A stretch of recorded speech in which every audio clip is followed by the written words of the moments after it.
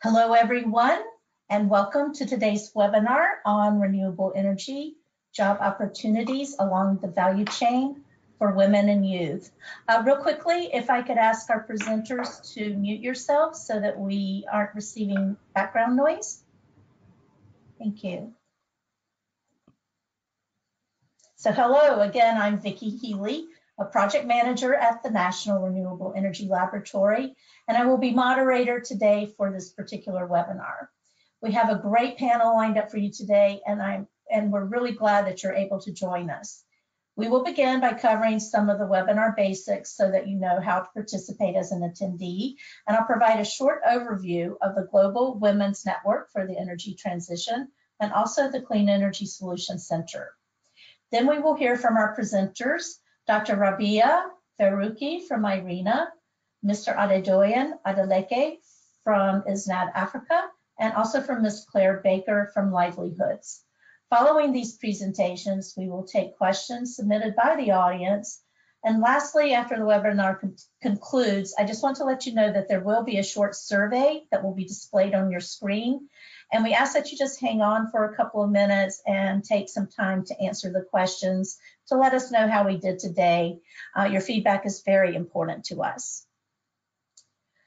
Before we get started, I'd just like to go over a few items so that you know how to participate in today's event. For audio, you have two options. You may either listen through your computer or over your telephone. And if you choose to listen through your computer, please select the mic and speakers option in the audio pane. And then if you want to dial in by phone, you can also use that as an option. Just select the telephone option, and a box on the right-hand side of your screen will display the telephone number and your unique audio pin.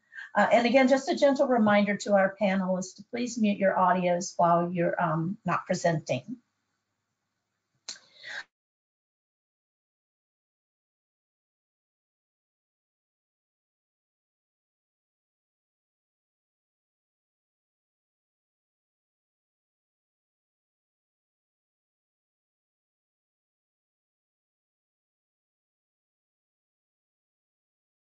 Typing your questions into the questions window of the control panel. You may send in your questions at any time throughout the webinar, and we will collect these and address them during the question and answer session at the end of today's presentations.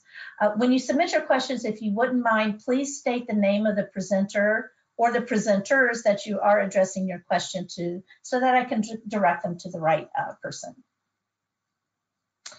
Today's event is being recorded, and if you would like to review the webinar or share this information with others, an audio recording and presentations will soon be posted to the Clean Energy Solutions Center training page at the link that's provided on this particular slide. And we also will update our YouTube channel with this particular recording so you can access the recording from the YouTube. Also, you should receive an email within the next day that will include a link to access the webinar recording. Now, just a little bit about GWNet. GWNet aims to advance the global energy transition by connecting and empowering women working in sustainable energy in both developed and emerging and developing countries. They do this by connecting women through networking, and through their advocacy by generating and sharing information, and also providing mentoring, coaching, and consulting services. The Clean Energy Solutions Center is an initiative of the Clean Energy Ministerial.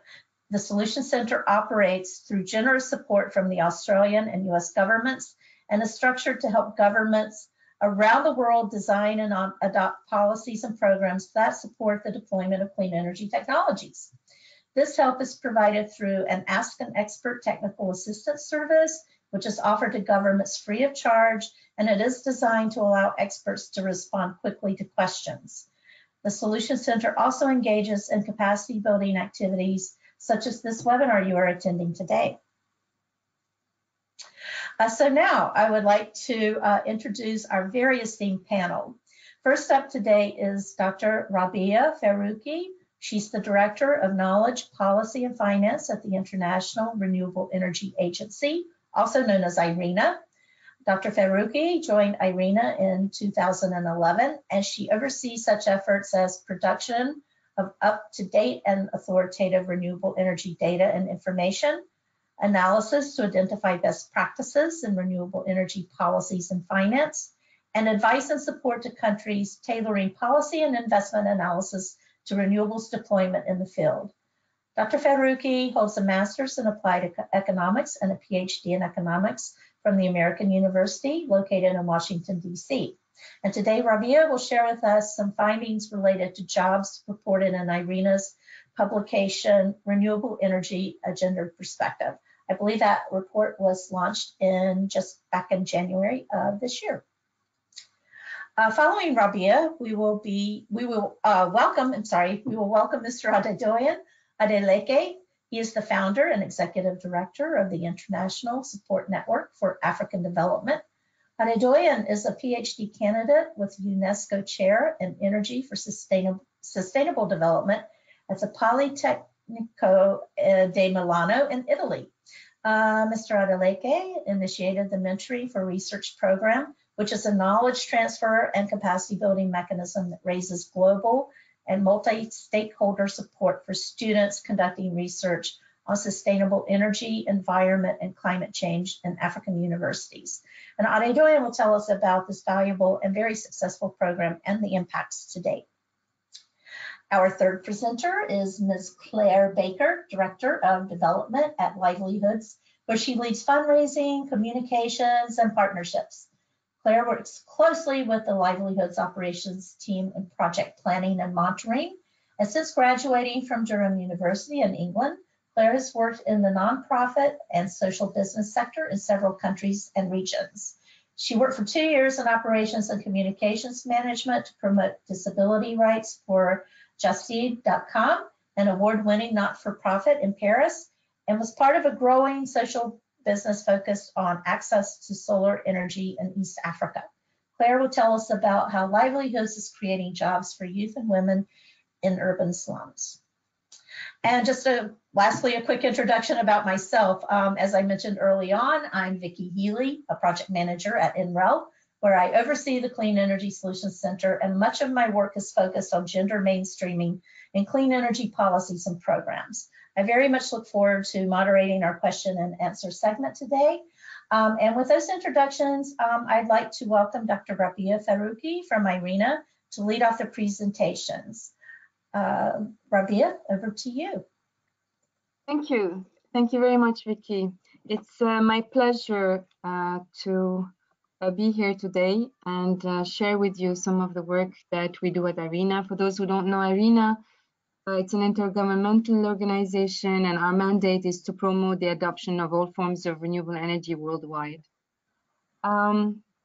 We have a large body of work that evaluates the valuable socioeconomic benefits that energy transformation can bring with it, and jobs across the different segments of the value chain and gender are part of that. We have been analyzing employment since 2012, covering issues like methodology, policy, skills and training, and of course, exploring gender aspects. I'm just going to try to remove this line here. No, okay. Do you see clearly the slides?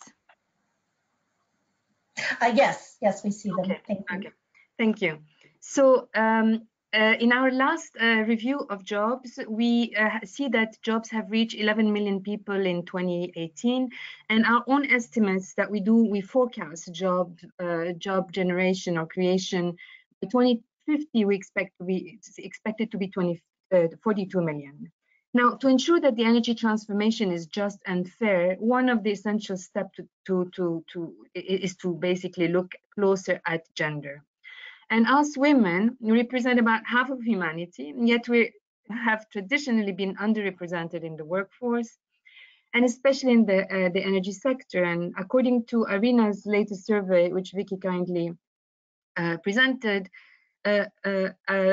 we had 1,500 women, men, and organizations working in the renewable energy sector respond to the survey, and we found that 32% 40% of the workforce in renewable energy are women. Now, this is much better than the conventional energy sector, which is about 22%, but worse than the economy overall, 44%. Now, plenty job opportunities exist in renewable energy, and domestic value creation can be generated in each segment of the value chain in renewable energy. This is again what we assess in our series called Leveraging Local Capacity, to provide policymakers with an understanding of the human resources and skills that will be required to produce, install, operate facilities for selected renewable energy technologies. Just to give you an example, here you have on the slide, you have wind and solar PV. I'll just go through solar PV, which for the lifetime of the project would require about 230,000 person days. And you see that the highest concentration of labor requirement is in operation and maintenance, about 56%, followed by manufacturing and construction and installation. Then we have the same example for wind, onshore wind. But what is interesting is that on your right-hand side is the type of the occupational types. And renewable energy offers employment perspective for a wide variety of experiences and backgrounds. There's demand for individuals with STEM training, others non-STEM but highly qualified, such as lawyers, for example, but also for people with lower skills, such as construction, truck drivers, etc., which can be leveraged from different industries with minimum training. And in both PV and onshore wind, the results show that actually the single largest category of occupation is low qualified individuals. They're above 60%. This is followed by STEM educated individuals, 25 to 30%, let's say, that includes engineer, technical personnel, etc. And then non-STEM occupation, which are lawyers, logistic experts, etc., at about 4-5%, and then administrative personnel. I'm not going to go through offshores, just to show you that we've done that on many other technologies, and the results are similar, except that, for example, for offshore, manufacturing and procurement segment of the value chain is more important in terms of concentration of labor. The low threshold of skills that are required for many of these jobs really opens the door to employment for many people. But we have to pay attention to the fact that the profiles for the bulk of these jobs, many construction, in construction or in factory work or in truck driving, would typically favor men. And jobs where women sort of fare better in general, like administrative, and IRENA's survey shows that there are 45% of them in renewable energy. They represent a small minority of all the jobs opportunities that you have in renewables. Another interesting fact is that STEM and non-STEM professional occupation present a lot of opportunities for women to work in renewable energy, but unfortunately, our survey shows that women's participation is much lower in both STEM and non-STEM technical jobs, 28 and 35% of the share respectively. This means that, like in many other fields, women still encounter many obstacles, and the survey clearly showed what are the barriers to entry, to retention, and to advancement of women. So I'm going to go through some of these barriers now. In terms of barriers to entry, perception of gender roles driven basically by culture and social norms that is what influenced many of the fundamental decisions people make, and that was perceived by in our survey as #1 barrier. The lack of adequate awareness about STEM and non-STEM careers was the second one, and then difficulties to access professional and personal networks, which is critical to enter many professions, is another one. Then in terms of barriers to retention and advancement, interestingly enough, but not surprisingly, the glass ceiling was the most important barrier. In almost half of the participating private sector firms, men still represent 75% of board members, etc. Other barriers included mobility requirements, maybe difficult work schedules at time, lack of supporting work environment like flexi hours, family-friendly measures, mentoring, networking, training opportunities, which are for the greater, let's say, a conducive environment. I'm going to be 2 minutes on access because our two other expert panelists will, I'm sure, speak about them a lot. But our study is both for the modern sector and the access context, where basically energy is still being established or expanded, where women again face many challenges. Our survey again shows that most commonly cited barrier was the cultural and social norms, followed by the lack of gender-sensitive policies, training opportunities, and an important aspect for access was the inequity in asset ownerships. Of course, you will find in our study that there are many ways that women can participate through renewable energy to the economy and add local value. We have example about women's engagement that brings enhances women's self-perception and empowerment within the community, such as the Barefoot College, Solar Sister. I'll let you go to the publication to go see all these examples. I would like to go now to the conclusion. To basically advance gender equality, there are some essential measures that have to be introduced. One of them is mainstreaming gender at all levels and in both contexts, I mean, whether it's modern or access context. And one of the important elements to start with is gathering and reporting of gender disaggregated data, and that's crucial, and we find that always as being a problem. Also, obviously, mainstreaming gender through audits, like Energia does, or awareness training, or through supportive networks and mentorships like GWNet, and what we do with such supporting entities is quite essential. Another, the second point that is essential is tailoring training and skill development in STEM and non-STEM business and leadership areas. In the modern context, there are many examples about how to adjust curricula, etc. In the access context, again, how to ensure better access to education, training. Again, here you have the Solar Sister, Barefoot College as examples.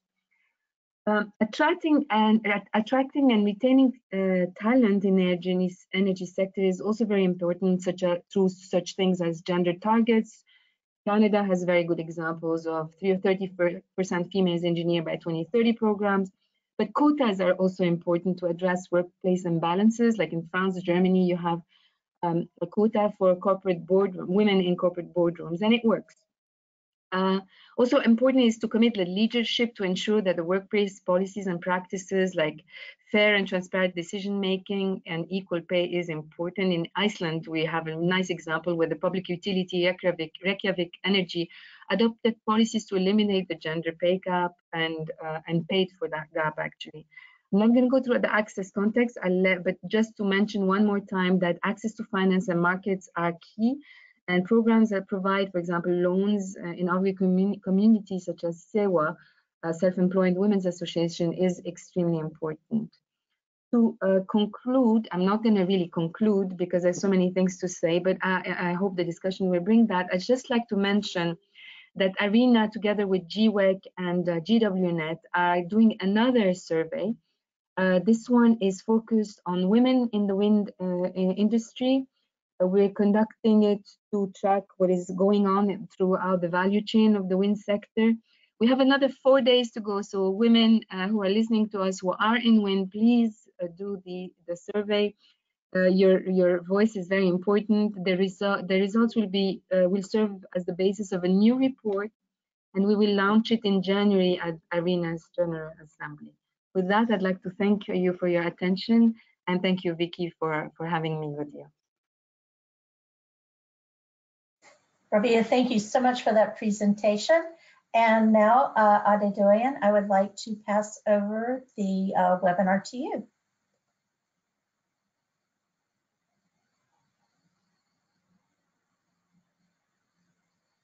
Can you see my screen now? Yes, it looks perfect. Thank you.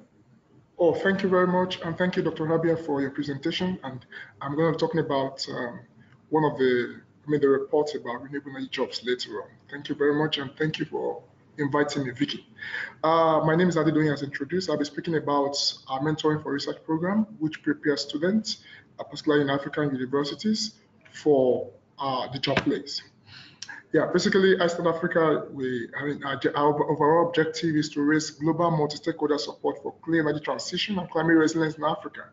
And we'll do this through various pillars. We facilitate collaboration and partnership for knowledge transfer, build human capacity, like I said, and also we increase environmental literacy in various African countries. Just 2 days ago, when Uganda and Cameroon on base. Also, we stimulate innovation and networking in our focus and thematic areas. And you see a couple of organizations we have partnered with that have supported us in this effort. And lastly, we bridge the gap between education, research, and practice in our thematic areas. Okay, here you see our stakeholders. We have stakeholders at global level, at continental level, and also at the national level. But what is really very crucial here is the fact that even though we're regulated and we're based in Nigeria, our operations and impact is throughout Africa. Okay. Yeah, I'd like to start with this. Many thanks to international community for its support for development in Africa. But honestly, I must submit to you that Africa is too rich to be poor. I always like to say that as many times as possible, because Africa, most of the African countries, as you see on this map, has a lot of resources that are sufficient actually to raise our development index. But energy poverty has been a limitation indeed. If you had followed the story, the news, you realize that Sub-Saharan Africa currently ranks as the most electricity poor region in the world. Yet, we have enough energy potential that would have been sufficient to also be able to help us to transform these resources to wealth. But what we have seen is the fact that there are various challenges around this area, but there is one thin line that connects all the challenges, which is about human capacity. And if you look at it, this all boils down to education system and capacity development system. Unlike in Europe and the other developing world, where they have been able to develop new courses and new curriculum for these emerging courses in sustainable energy, environment, and climate change, Africa is yet to be able to upgrade its education system to that level. That here speaks about the arena renewable energy and renewable jobs for 2019. It's profiled the data for 2018, and which Dr. Rabia also spoke about.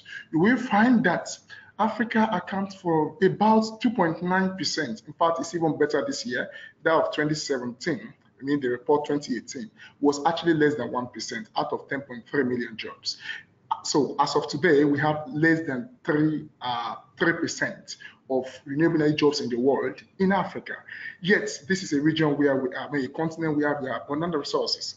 But having realized this, we asked ourselves, should we sit, wait for somebody else to act? So we decided to act. And this led to what we call the Mentoring for Research program. Basically, because I'm going to show you in a 3-minute video what this is all about, but I'll just explain.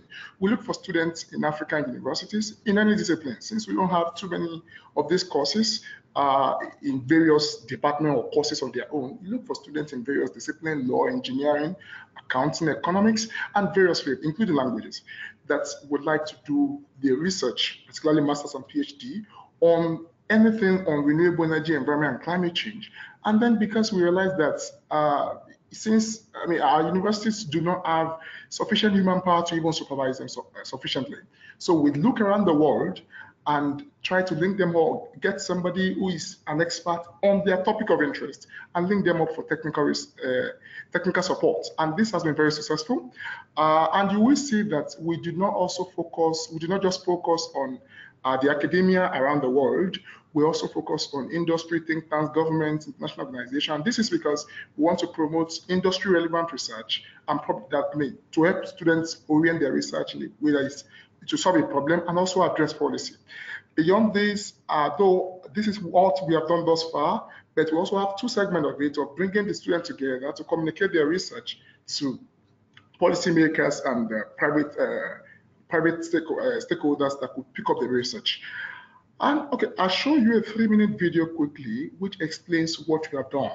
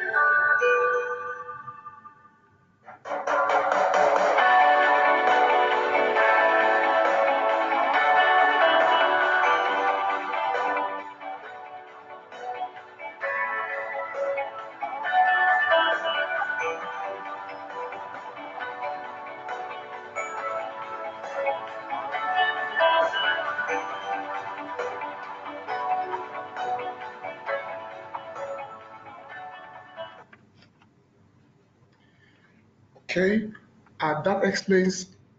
Thanks for watching. That explains the concept of the video, and you will see that actually everything you have seen was just done within 1 year. That's a pilot scale of the program. There's a bigger scale now, and this was done fully by young people across the world. All of these are the team, but we are guided by very renowned professionals across the world, professors and people in development organizations across the globe. As of today, last year we had 56. As of today, we had about 88 and mentors from over 50 countries.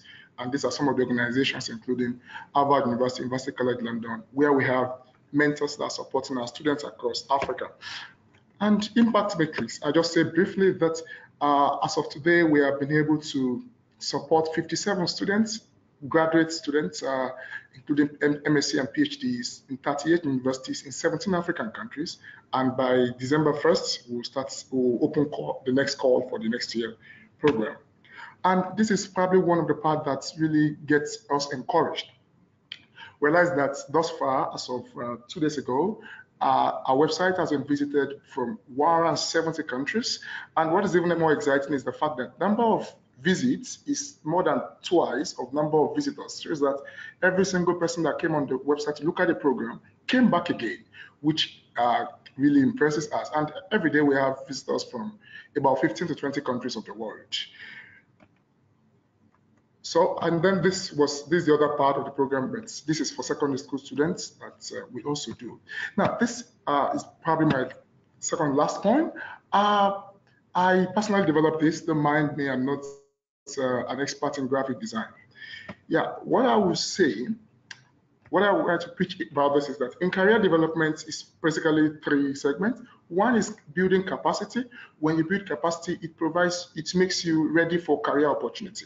And then when there's career opportunity, you're able to make impact. And in the process, it's cyclic, because as you continue in the career, on a career path, you're able to build more capacity on the job, and then you make more impact, and it's cyclic.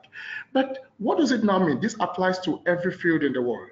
Now, but what does it mean in a field like renewable energy sector? Now, if you're able to pitch your career, pitch your capacity building within a global challenge, something that the whole world is interested in, like renewable, you find that there are increasing supports and resources that will provide opportunities for you. Like Rabia presented about the available jobs in renewable energy. Last 2017, it was counted to be 10.3 million. Just between 2017 and 2018, 700,000 was added, which makes it about 11 million. And then look at the projection towards 2050. So that tells us and if you look at some of the treaties and frameworks that are supporting renewable sector, like Paris Agreement, UN 20 Agenda, and the new one coming now, which is from next year, is New Deal for New People, which some of the international organizations are really active about. And the impressive thing is that all these frameworks, stakeholders are getting interested in the role of youth on this. I mention that we also just became a partner with WWF to develop a new program next year, fully for you. So what am I trying to say with this is what I'm trying to say with this is that there are increasing opportunities. The landscape is enlarging for people in the renewable sector. So I would say, start something, join something, do something for a renewable energy world. And with this, I say, Africa is too rich to be poor. I choose to act. Thank you very much.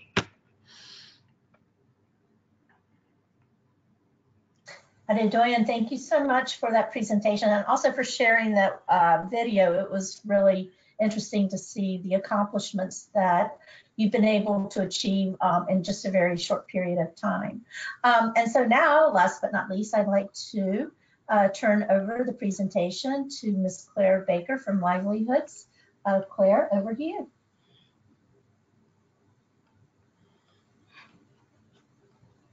Hi, everyone. Hi, it's a pleasure to be here and to talk to you for just a few minutes about Livelihoods work and our job creation focus both on youth and women. So Livelihoods is a Kenyan social enterprise established in 2011, and I'm happy to be speaking to you from Nairobi, Kenya.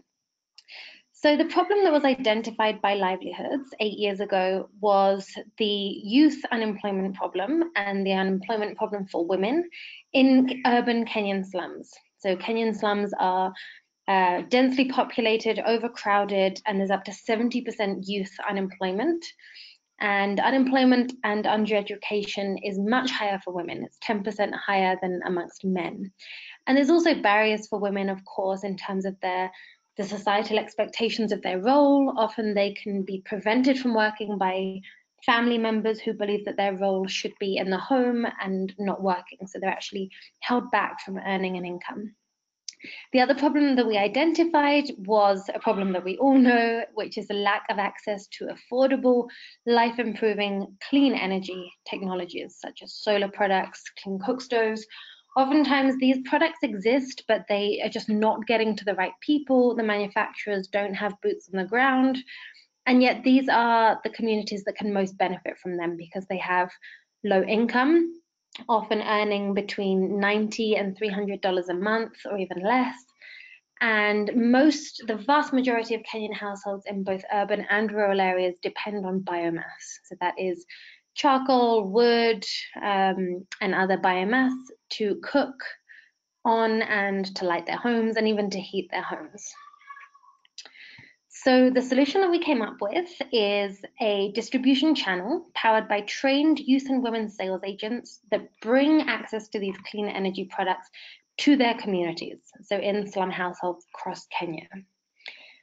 So the way that we do this, it's what we call a holistic solution. There are very admirable solutions out there that maybe just provide training to youth and women, or there are distribution networks that rely on experienced sales agents to get their products to market.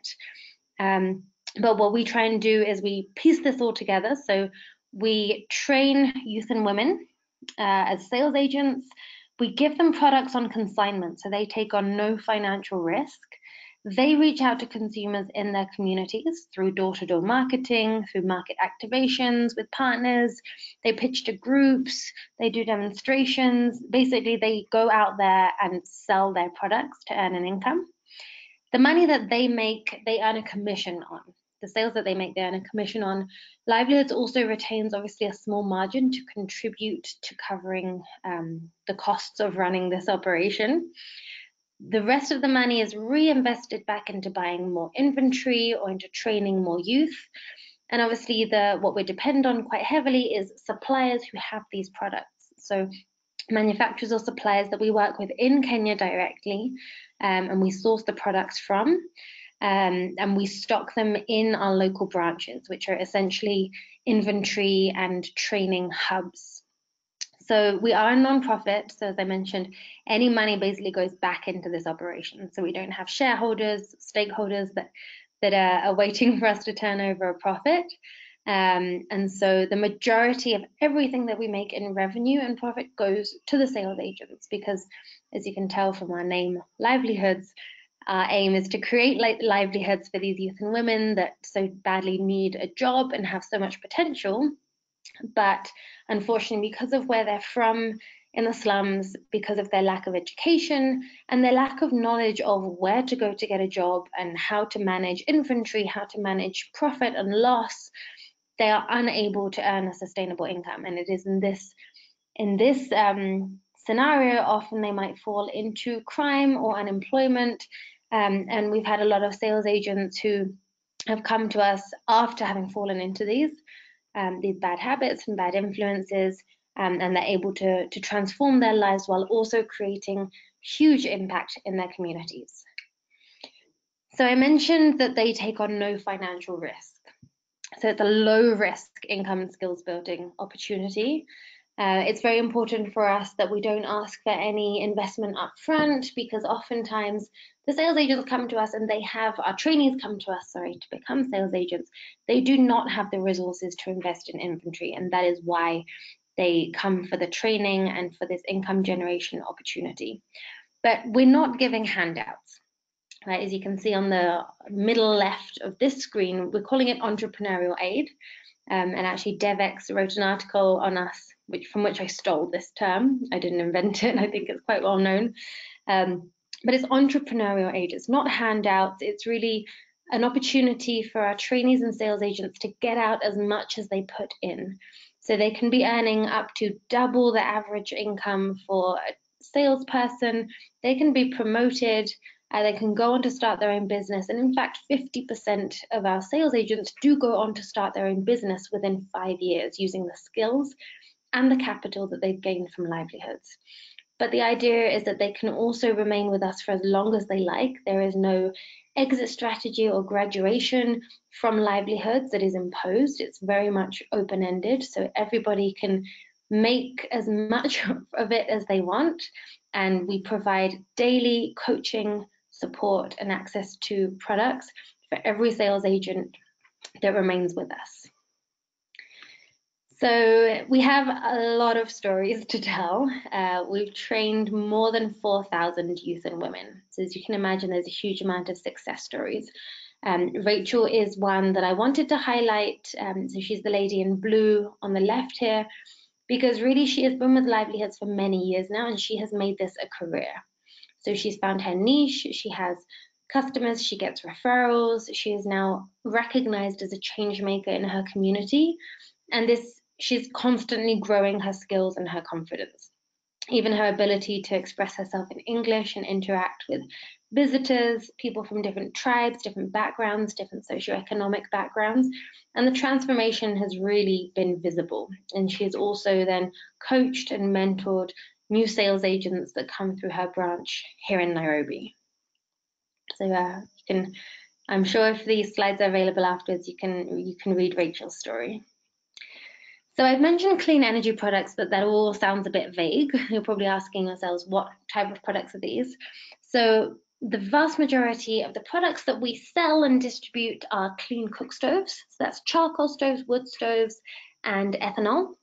As I mentioned, biomass. So we're tapping into what is being used, but we're really optimizing the efficiency and the cost savings. And the other big seller is solar products. So that's solar lamps, chargers, home systems, from the teeny tiny products that cost just a couple of dollars up to the larger systems with flat screen TVs, which are pay as you go. We also have water filters, eyeglasses, and a variety of household appliances. So we're not strictly limited to clean energy products, because essentially what we have is a very powerful and expansive distribution network, so it can be used to get useful products out to the communities. And obviously with our main mission being to provide job opportunities and income to youth and women, we really do look at what can help them to earn the most income whilst also providing at least minimal impact, if not a huge impact, to their community. So the cook stoves and the solar products really are one product can make a huge difference, not only to one family, but also to community and to society. So I mentioned this impact, again, sounds a bit vague. I'm sure many of us know these, but just to recap, in our case, our cook stoves can save customers up to $575 over the course of a lifetime. We've actually found that customers save, on average, our customers that we've surveyed, save $175 a year, which is huge. That can be more than a month's total income that they're saving, and that's a very powerful pitch when a new sales agent just goes out and says to someone, what would you do with an extra $200? And that can create all sorts of dream scenarios.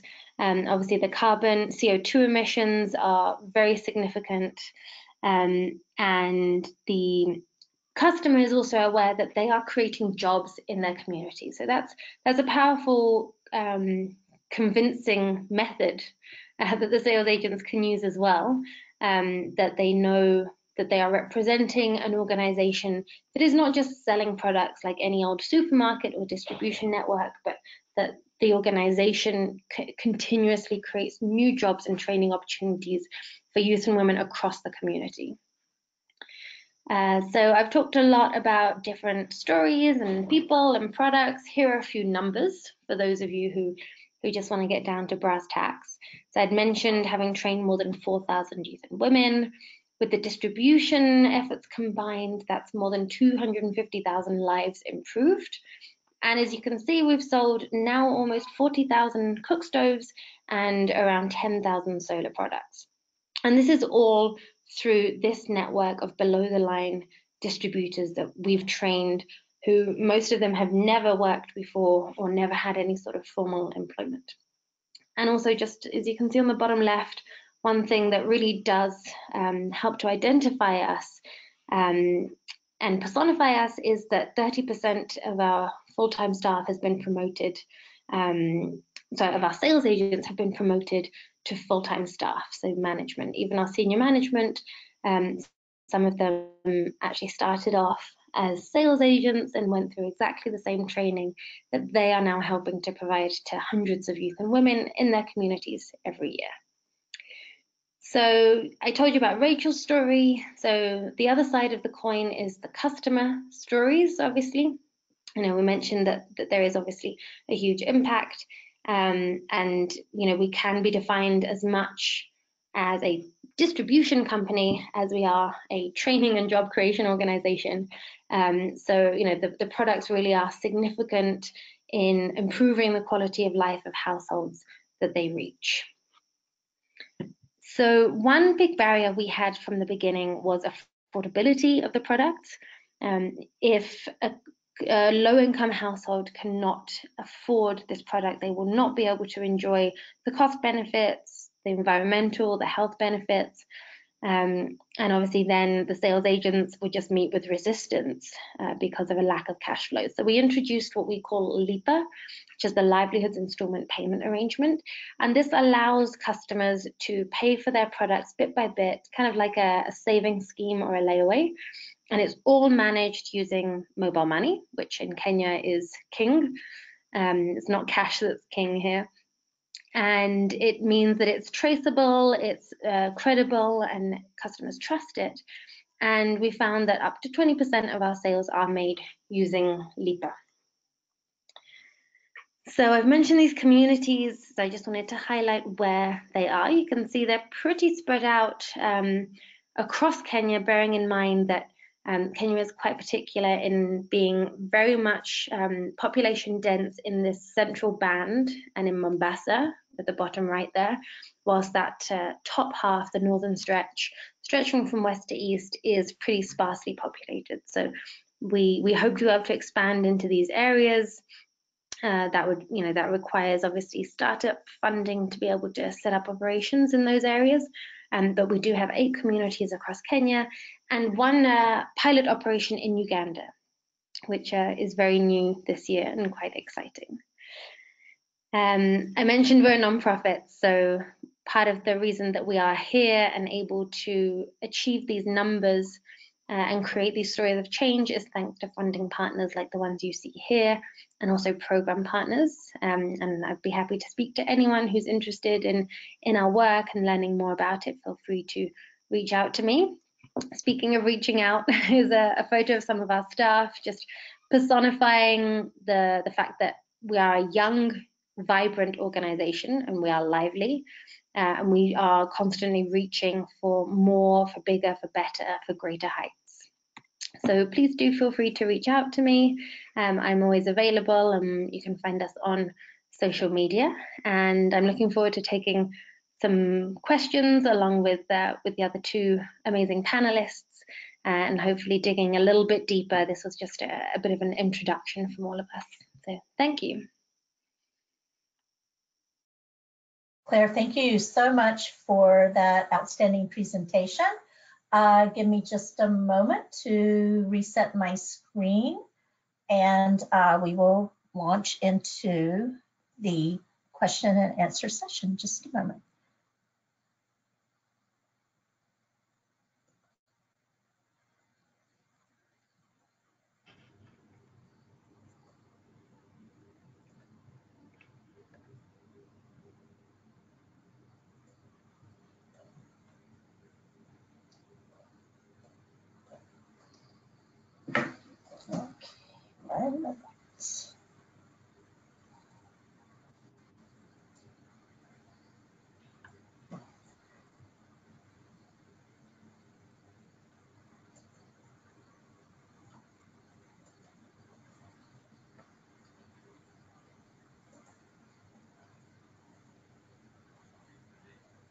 Okay, so again, great. Thank you so much to all of you, to all of our panelists for your outstanding presentations. And as I mentioned earlier, we're going to now launch into our question and answer session.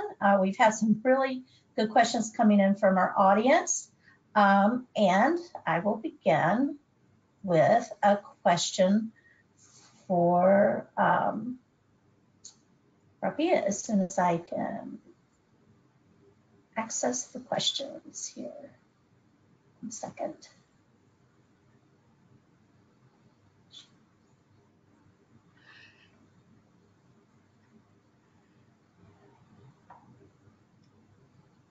One moment while I set this up. Apologies for the delay.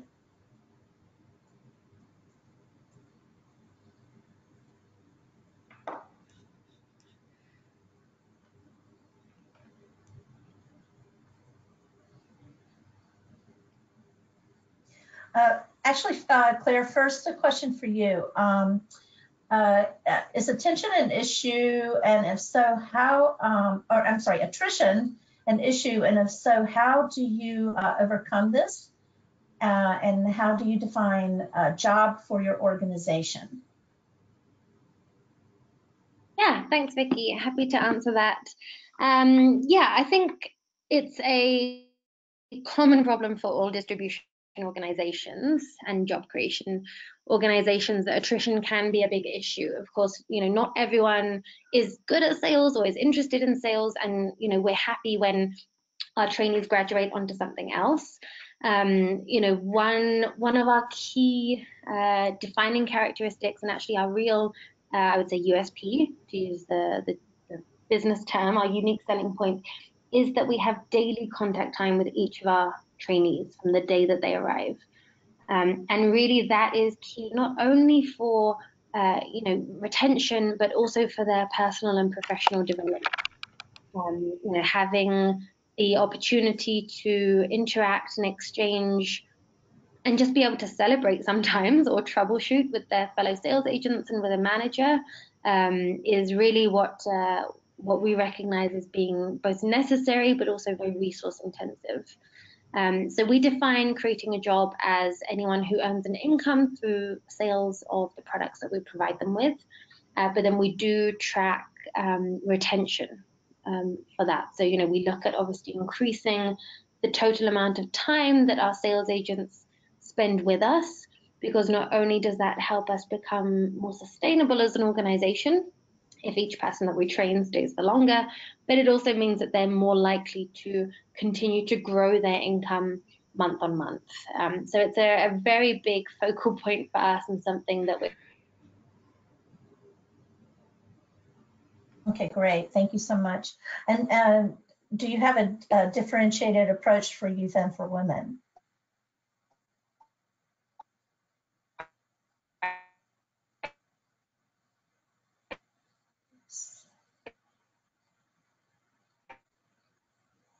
Oops, I think we're having trouble with audio.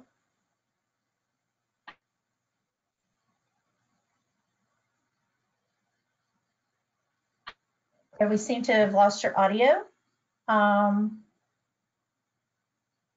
With that, I'd like to turn a question over to Adedoyin, and maybe we can come back to Claire. About. There we can hear you now. I'm sorry, we missed your answer. We lost your audio for a bit.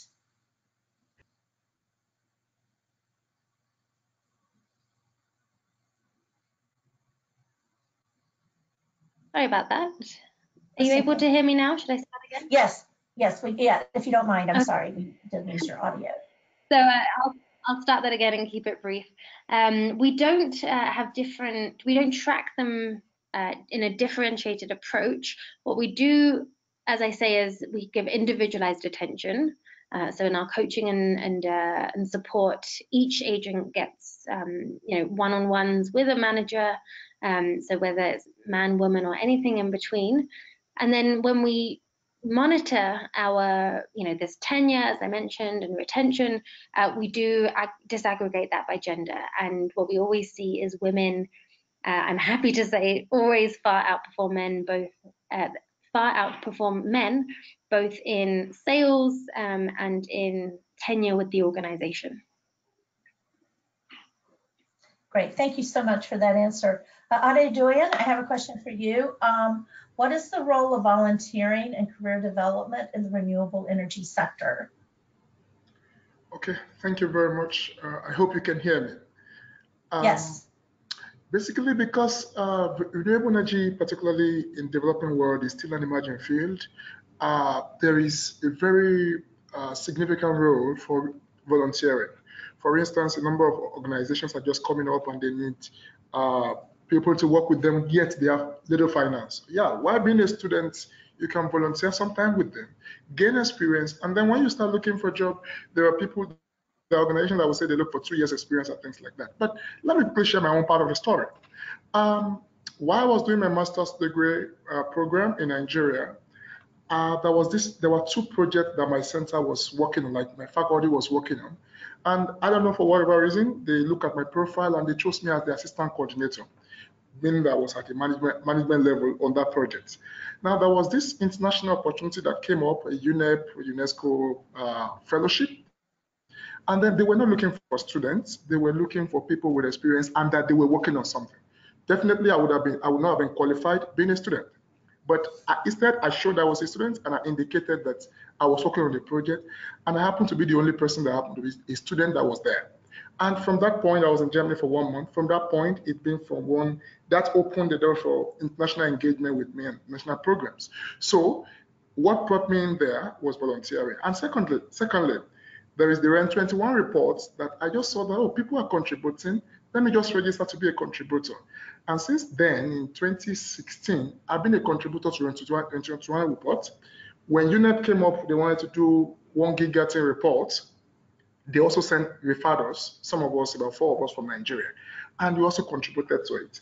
By the time you had all of that together, if you're looking for a job afterwards, it's easier. So volunteering brings you closer to the opportunity you're looking for. I think that's what I want to say. Great, thank you so much.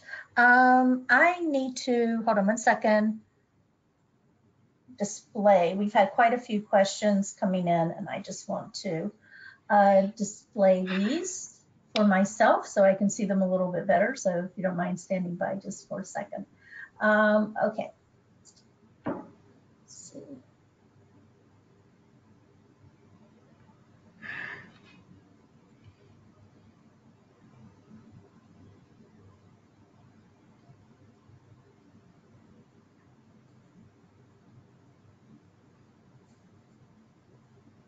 Okay, Rabia, I am so sorry for that brief pause in the proceedings. I have a question for you.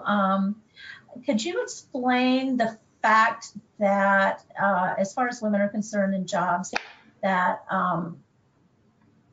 about 45% are holding administrative jobs, while STEM jobs are between 28 to 32%. Can you kind of define what you think the rate of increase should be for women in the more technical STEM fields, related to, creating more of a balance between administrative jobs and the more technical STEM jobs? If you're seeing some sort of rate of increase occurring that are moving women more out of the administrative positions and into the more technical components of STEM jobs. Thank you, Vicky. Thank you for the question.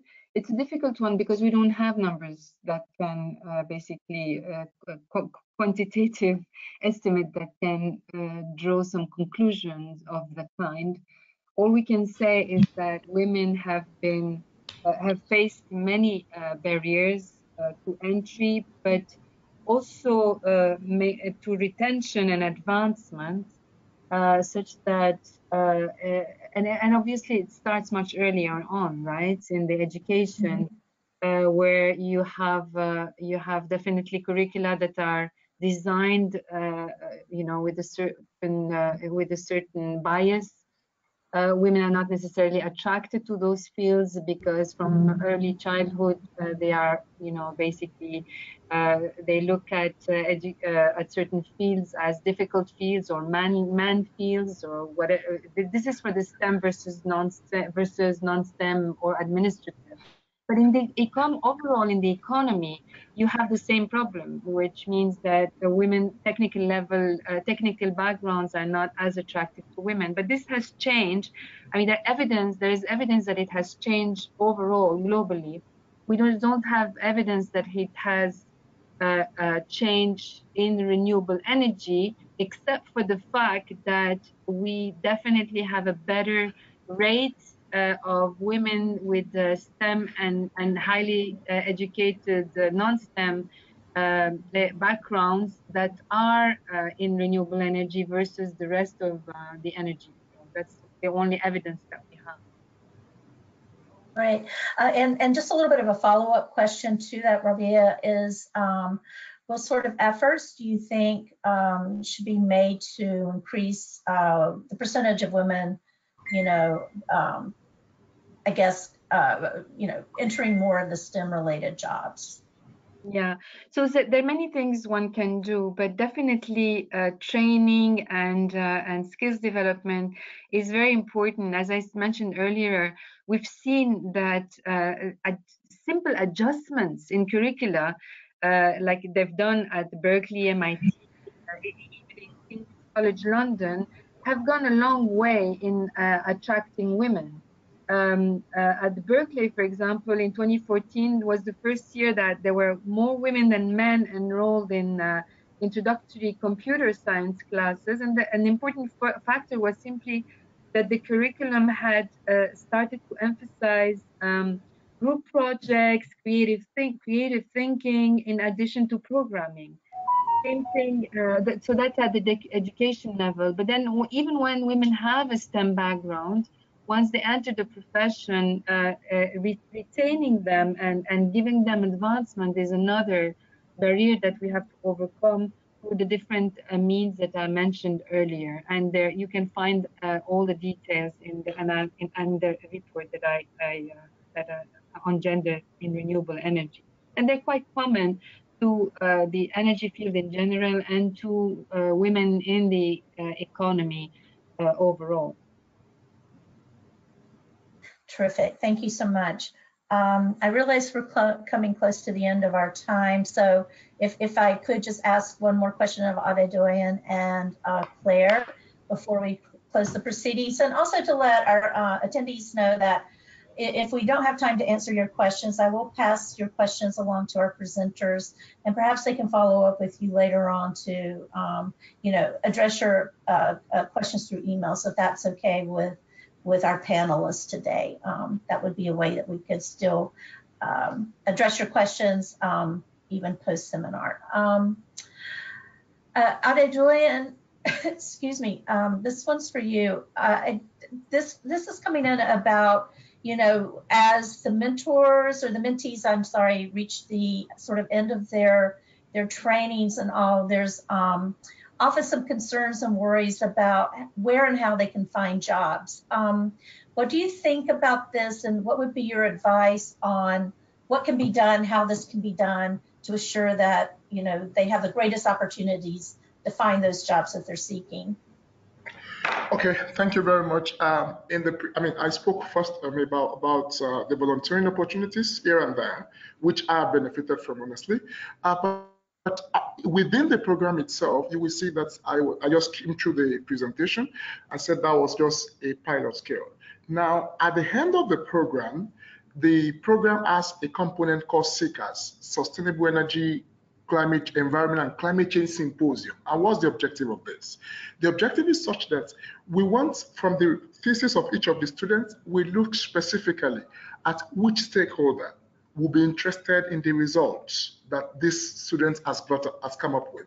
And then we invite the students and we invite the stakeholders, gather them in one country every year, and the students are able to present the outcome of their research to these stakeholders, all of them together, but specifically selected. Now, with that, I mean, this is something that every employer is looking for, whether the government or private sector. Once you're able to find somebody that has produced solution to your problem, I think it opens doors for opportunities, I mean, for jobs, for another engagement. So, but that's a part that we're still looking at partners to support us, because that's quite capital intensive. Great, thank you so much. And Claire, just one more question. We have one of our attendees who's curious about how the products are manufactured and therefore priced. And do consumers have to purchase the product at a premium because it provides clean energy benefits, or are they less expensive compared to their traditional, traditional energy counterparts? And does livelihoods and/or sponsors subsidize the manufacturing costs of these products? So that's kind of 3 questions bundled into one, but they're all kind of related. So.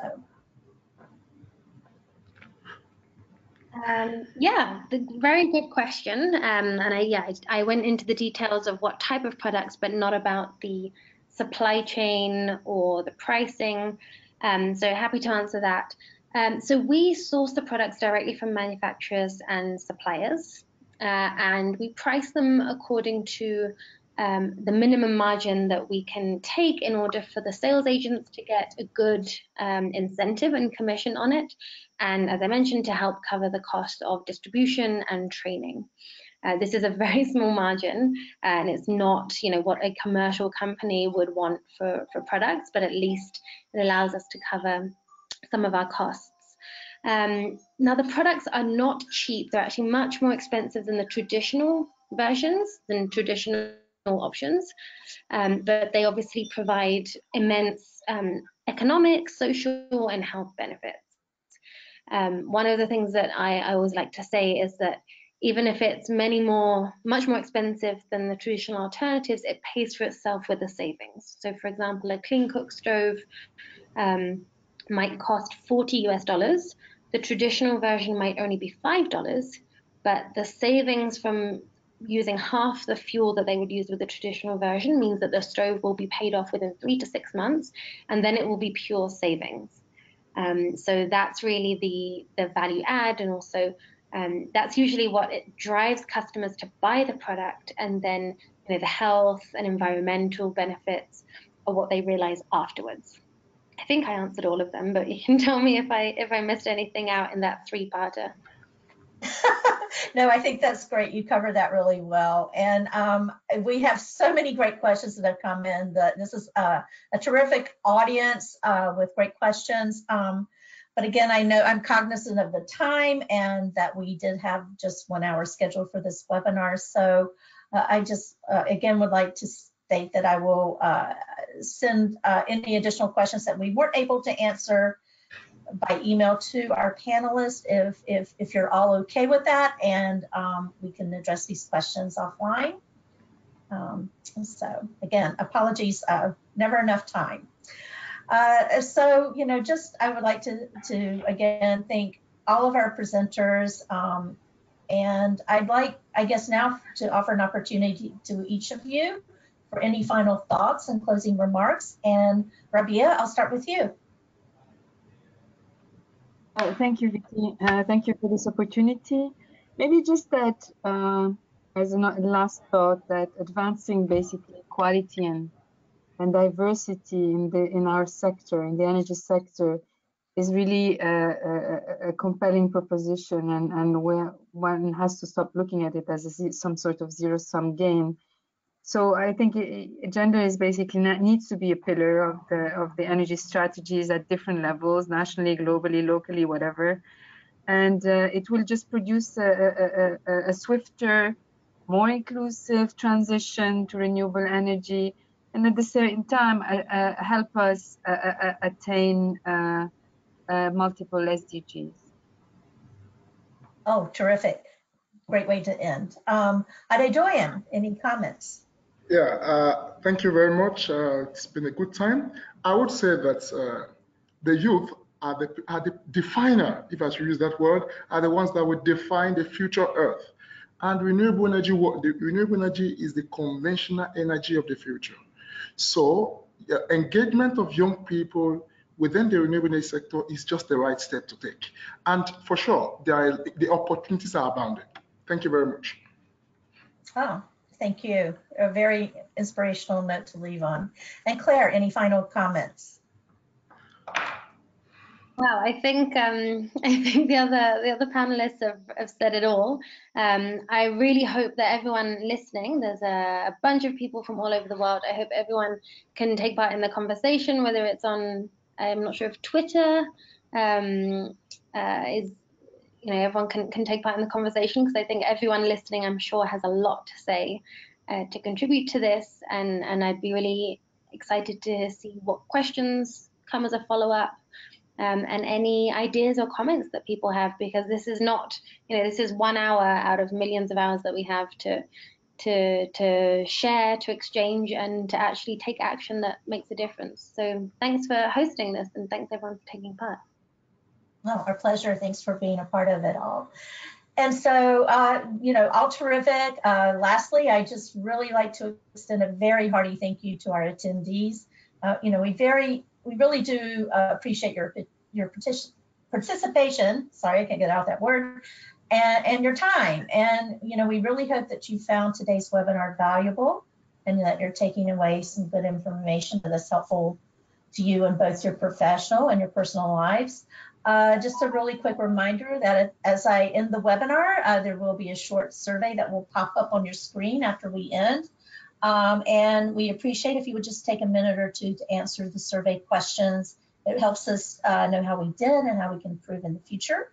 So with that, I'd like to send you all good wishes. Thank you again, and this concludes our webinar.